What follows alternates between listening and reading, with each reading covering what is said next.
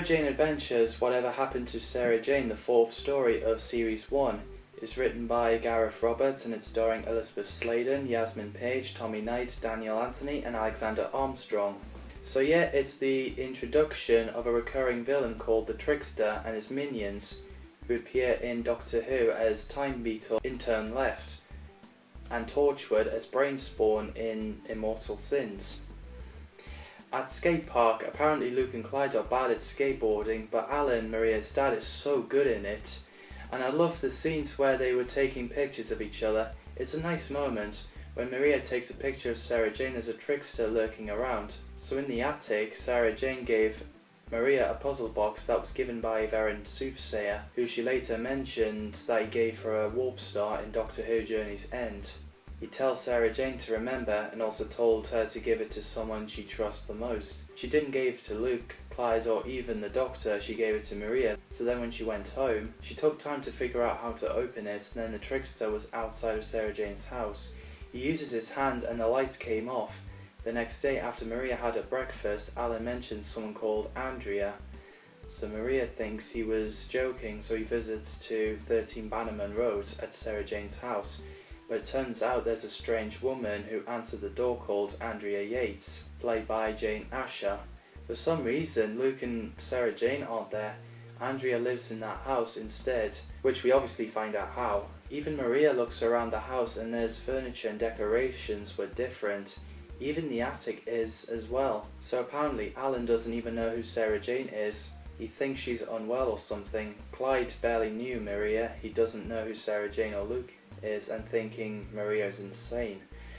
Apparently that puzzle box protected Maria, which is why she's the only one who remembers Sarah Jane. So Maria takes her dad to the library to search up and what happened in the news in 13th of July 1964.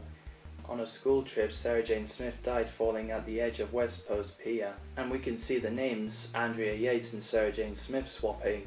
So Maria lied to her dad to tell him that she got it wrong, so then she went to see Andrea, asked about that day, and as a result, she threw Maria out.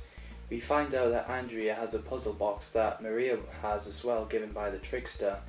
The day where she almost died and swapped places with Sarah Jane, what happened in the real timeline? It was Andrea Yates who fell from the edge of the West Post Pier, and Sarah Jane couldn't save her.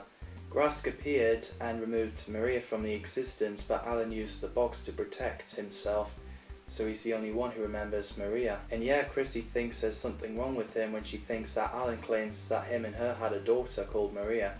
Maria arrived in 1969 and she meets 13-year-old Sarah Jane and Andrea.